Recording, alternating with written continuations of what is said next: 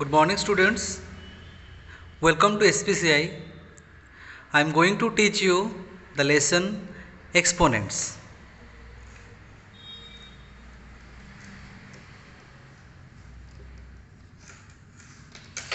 देखो, एक्सपोनेंट का मतलब ये है, यदि हम कोई भी नंबर को बार बार मल्टीप्लाई करते हैं तो उसका एक्सपोनेंट उसका पावर में आ जाएगा। जैसे कि हम कहते हैं, देखो दो एग्जाम्पल लेंगे।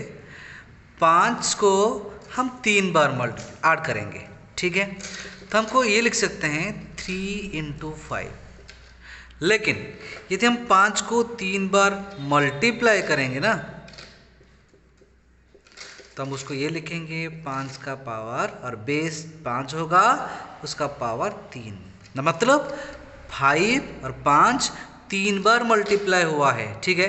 और यदि भी ऐसे हम ए को, सपोज मान लो ए एक नंबर है, ठीक है, ए को हम 7 बार मल्टीप्लाई करते हैं, ठीक है। देखो ए इंटू ए इंटू ए इंटू ए इंटू ए इंटू ए, और एक बार ए, तो हमको ये हमारा हो जाएगा a⁴ 7।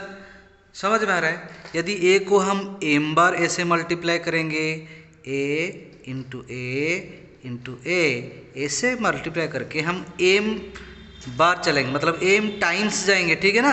तो हमारा आंसर ये कितना आ जाएगा बच्चों, a⁴m, ठीक है। और उसको अच्छे से समझते हैं। अभी देखो, सपोज हम इधर a को m बार मल्टीप्लाई करते हैं, तो हमारा आंसर में तो ये हम लिख सकते हैं, इसको हम ऐसे पढ़ेंगे क्या, a बेस होगा उसका और m उसका पावर होगा, ठीक है, ठीक है। और उसको ऐसे भी पढ़ सकते हैं क्या, a raised to the power, a raised to the power m। समझ में आ रहा है। लिख लो सब बच्चे, a raised to the power m।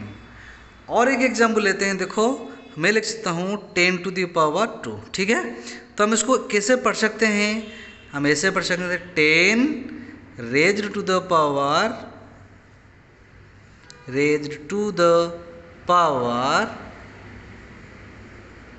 2, ठीक है।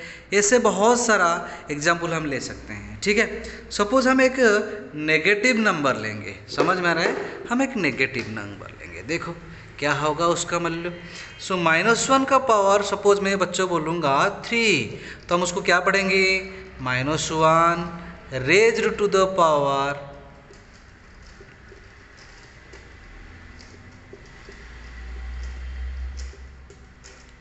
3, ठीक है। ऐसे यदि हम एक फ्रैक्शन लेते हैं तो -3 to the power -3/7 to the power 2, हम उसको कैसे पढ़ेंगे, ऐसे पढ़ेंगे -3/7 रेज्ड टू द पावर 2, ठीक है, ठीक है। ऐसे हम बहुत सारे एग्जाम्पल ले सकते हैं। सपोज और एक नंबर हम लेते हैं। देखो सपोज मैं लिखूंगा बच्चों, सपोज 10⁻0 होगा, ठीक है। और इधर उसका बेस होता है 10, ओके, और पावर होता है 0। सपोज -1/5 टू दी पावर भी 0 होगा। यदि कोई भी नंबर हो, या पॉजिटिव हो या नेगेटिव हो या फ्रैक्शन हो, यदि किसका पावर और पावर में क्या होगा, 0 होगा, बेस जो भी है हमको कोई मतलब ही नहीं। यदि पावर कितना होता है, 0 होता है ना, तुम सब लोग आंख बंद करके इसका वैल्यू और मूल्य को 1 लिख सकते हो, ठीक है। समझ में आ रहा है, ओके। यदि हम ऐसे कहेंगे, और एक चीज़ याद रखो बच्चों, यदि मैं कहूँगा कि -1 को मैं 3 बार मल्टीप्लाई करूँ, या 5 बार मल्टीप्लाई करूँ, या 100 बार मल्टीप्लाई करूँ, तो मेरा आंसर पॉजिटिव में आएगा या नेगेटिव में आएगा। सपोज एक बच्चा -1 को 5 बार मल्टीप्लाई किया, ऐसे मैंने जब लिख रहा हूँ, ठीक है, जैसे लिख रहा हूँ, तो देखो -1 कितना बार मल्टीप्लाई हुआ है, -1 × -1 × -1 × -1 × -1। तो हम उसको हम एक्सपोनेंट के लैंग्वेज में क्या लिख सकते हैं, देखो बच्चों, -1/5। अब मैं क्या कहूँ, उसका वैल्यू में यदि निकालूंगा तो मैं मूल्य निकालूंगा तो मेरा आंसर कितना आएगा, -1 आएगा। और ऐसे मैंने कैसे लिखा, देखो यदि मैं -1, यदि कोई भी बेस, देखो यार कोई भी बेस होता है ना, नेगेटिव है बेस, तो हमको पावर को ध्यान देना होगा। If the power is even, if the power is even, then answer will be positive. If the power is odd, यदि पावर odd होता है ना तो आंसर नेगेटिव में आएगा।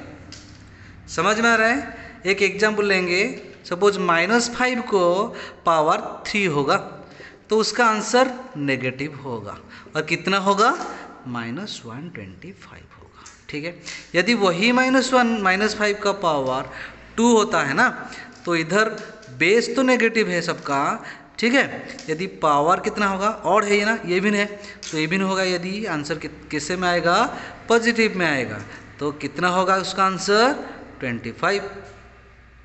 समझ में आ रहा है? तो सब लोग एक बात मान लो और एक बात याद रखो, यदि कोई भी एक्सपोनेंट का पावर पॉजिटिव हो या नेगेटिव हो, उसको तो हम पॉजिटिव या नेगेटिव करना पड़ेगा। यदि बेस नेगेटिव होता है ना, बेस नीचे वाला नेगेटिव होता है, तो हमको पावर को ध्यान देना होगा। यदि पावर पॉजिटिव है, यदि बेस तो नेगेटिव है, यदि बेस नेगेटिव में है, बेस नेगेटिव में ऐसे, अब मैं ठीक से लिख देता हूँ और एक बार, यदि बेस नेगेटिव है, नेगेटिव बेस है, तो पावर यदि हमारा इवन होगा तो हमारा आंसर पॉजिटिव में आएगा। यदि नेगेटिव बेस का, ठीक है, यदि नेगेटिव बेस का पावर ऑड होता है तो हमारा आंसर नेगेटिव में आएगा। ठीक है, सब लोग लिख लो अपना कॉपी में। ठीक है, ये तो गया। दूसरा वाला चीज़ हम पढ़ेंगे सिंप्लीफिकेशन। ठीक है, सो अभी हम देखेंगे जितना सारा एक्सपोनेंट होता है ना, उसका सिंप्लीफिकेशन देखेंगे। सपोज -3 का पावर 2 होता है और इंटू 3 का पावर 2 होता है। तो देखो -3 का पावर 2 मतलब -3 को हम 2 बार मल्टीप्लाई करेंगे, -3 इंटू -3, फिर मल्टीप्लाई करेंगे, 3 को 2 बार मल्टीप्लाई करेंगे, 3 इंटू 3, तो हमारा आंसर, ये दोनों का आंसर कितना आएगा, +9 हो जाएगा, इंटू ये दोनों का भी +9 हो जाएगा, और 9 और 9 दोनों को मल्टीप्लाई करेंगे तो हमारा आंसर 81 आ जाएगा। ठीक है, सपोज और एक एग्जांपल देता हूँ, -3 का पावर, सॉरी -3 नहीं लेंगे, मैं कहूँगा 7 का पावर 2 इंटू 10 का पावर 0। ठीक है, 7 का पावर 2 मतलब होता है 7 को 2 बार मल्टीप्लाई करेंगे, 7 को 2 बार मल्टीप्लाई करेंगे तो हमारा आंसर 49 आएगा, इंटू अभी मैंने बोला था जो भी बेस हो यदि उसका पावर 0 होता है ना, तो उसका आंसर कितना आएगा, 1 आएगा, तो इसको जगह में हम 1 लिख देंगे, तो आंसर कितना आएगा बच्चों, 49। ठीक है, ठीक है। अभी और एक फ्रैक्शन का हम एग्जाम्पल लेंगे। ठीक है, देखो सपोज मैं लिखूंगा -1 टू दी पावर -1/3 टू दी पावर 4 इंटू 1/2 टू दी पावर 2, तो हम इसका आंसर क्या निकालेंगे, -1/3 टू दी पावर 4 मतलब -1/3 को हम 4 बार मल्टीप्लाई करेंगे, तो -1/3 ब्रैकेट में रखो, -1/3 इंटू -1/3। ठीक है, इंटू ये 1/2 को 2 बार, 1/2 इंटू 1/2। ठीक है, अच्छा मुझे बोलो, -1/3 मतलब -1 को हम 4 बार मल्टीप्लाई करेंगे, उसका मतलब ये होता है -1 इंटू, इसको कैसे लिख सकते हैं, -1 इंटू -1 इंटू -1, नीचे में क्या लिखेंगे, 3 into 3 into 3 into 3 which is equal to, और इंटू देंगे इधर 1 इंटू 1/2 इंटू 2, सो -1 को 4 बार मल्टीप्लाई करेंगे तो 1 ही आएगा, और नीचे में 3 को 4 बार मल्टीप्लाई करेंगे तो कितना आएगा 3 जा 9, 3 जा 27, 3 जा 81 इंटू 1/4। सो 1 को 1 से मल्टीप्लाई करेंगे तो 1 आएगा आंसर, और 81 को 4 से मल्टीप्लाई करेंगे तो 324 हमारा आंसर आएगा। ठीक है, this was the simplification of the exponent numbers. Okay, now I am going to take you or give you some homework. simplify